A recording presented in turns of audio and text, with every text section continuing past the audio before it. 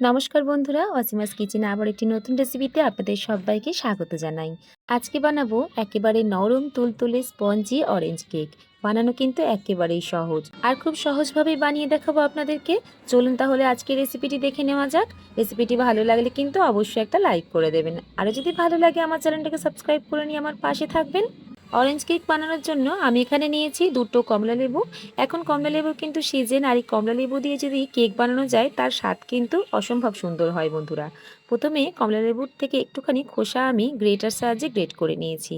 তারপরে এবার কমলা লেবু থেকে আমি জুসটা বের করে নেব। আমি দুটো কমলা লেবু থেকে কিন্তু একইভাবে জুস বের করে নিয়েছি। এবার এই অরেঞ্জ জুসের মধ্যে দিয়ে দিচ্ছি আমি কিছুটা টুটি ফুটি, আর এইভাবে ভিজিয়ে কিন্তু কিছুক্ষণ রেখে দিতে হবে। ততক্ষণ চলুন অন্যান্য কাজগুলো তৈরি করে নিই। আর আজকের এই কেকটা কিন্তু আমি বানাবো কোনো রকম ইলেকট্রিক বিটার ছাড়াই এই মিক্সিং জারের মধ্যে। একটা মিক্সিং জারের মধ্যে 2খানা ডিম ভেঙে নিলাম, 1 কাপ নিলাম চিনি, আর ওই কাপেরই 1/2 কাপ নিচ্ছি সাদা তেল। গ্রেট করে রাখা অরেঞ্জের খোসা দিয়ে ভালো করে ব্লেন্ড করে নেব। সমস্ত ব্যাটার একটা বোলের মধ্যে ঢেলে নিচ্ছি। আজকের এই কেকটা আমি ডিম দিয়েই বানিয়েছি। ডিম ছাড়াও কিন্তু এই অরেঞ্জ কেকের রেসিপিটি বানানো যায় খুব সহজেই। যদি আপনারা দেখতে চান অবশ্যই কমেন্টের মাধ্যমে জানাবেন। ব্যাটার রেডি করবার আগেই কিন্তু কেক টিনটাকে তৈরি করে নিতে হবে। কেক টিনের মধ্যে সামান্য একটু তেল ব্রাশ করে একটু ময়দা দিয়ে ভালো করে কোট করে নেব। আপনারা চাইলে এখানে বাটার পেপারটাও ব্যবহার করতে পারেন। এবার ব্যাটারের মধ্যে দিয়ে দিতে হবে আগে থেকে অরেঞ্জ জুসে ভিজিয়ে রাখা টুটি ফুটি। সামান্য পরিমাণে দিয়ে দিচ্ছি অরেঞ্জ ফুড কালার। এটা সম্পূর্ণ অপশনাল, শুধু দেখতে ভালো লাগার জন্য কিন্তু আমি এখানে ব্যবহার করেছি। সব কিছুকে একবার ভালো করে মিশিয়ে নিলাম।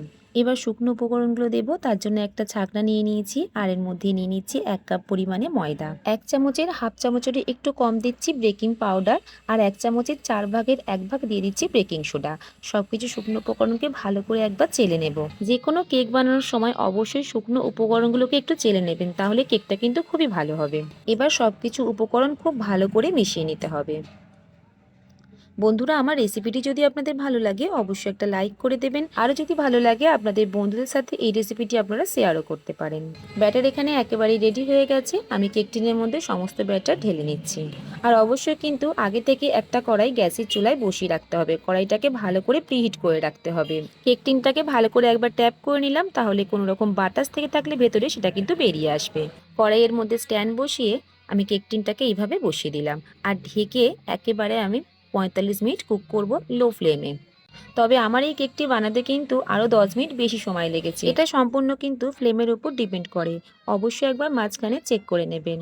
দেখুন কত সুন্দর কেকটা নরম তুলতুলে হয়েছে। কেকটাকে ভালো করে ঠান্ডা করে নেবার পরেই কিন্তু আনমোল্ড করব। বিভিন্ন রকমের কেকের রেসিপি যদি আরও দেখতে চান অবশ্যই কমেন্টে জানাবেন। আর আমার আজকের এই অরেঞ্জ কেকের রেসিপিটি কেমন লাগলো আপনাদের সেটা অবশ্যই কমেন্টে জানাবেন। আর অবশ্যই কিন্তু বাড়িতে একবার এই কেকের রেসিপিটি ট্রাই করবেন, খেতে কিন্তু অসম্ভব সুন্দর হয়। এবার চলুন কেকটাকে আমি আপনাদেরকে কেটেও দেখিয়ে দিচ্ছি যে কতটা নরম তুলতুলে আর কতটা স্পঞ্জি হয়েছে। আপনারা কিন্তু সেটা দেখেই বুঝতে পারছেন। আর কালারটাও দেখুন কত সুন্দর এসেছে। একবার এইভাবে অরেঞ্জ কেকটা বাড়িতে বানিয়ে দেখুন, খেতে কিন্তু ভীষণই ভালো হয়। বন্ধুরা, আপনি যদি আমার চ্যানেলে নতুন বন্ধু হয়ে থাকেন অবশ্যই একটা লাইক করে দেবেন।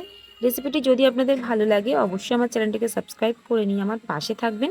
পাশে থাকা বেল আইকনটি অবশ্যই প্রেস করবেন, তাহলে যখনই আমি নতুন কোনো ভিডিও আপলোড করব সর্বপ্রথম আপনাদের কাছেই পৌঁছে যাবে। আর আপনি যদি এই ভিডিওটি আমার ফেসবুক পেজ থেকে দেখে থাকেন পেজটিকে অবশ্যই ফলো করে নেবেন। আর এই অরেঞ্জ কেকের রেসিপিটি অবশ্যই বাড়িতে একবার ট্রাই করবেন। আজকের মতন তাহলে আসি, আবারও দেখা হচ্ছে অন্য কোনো রেসিপির সাথে।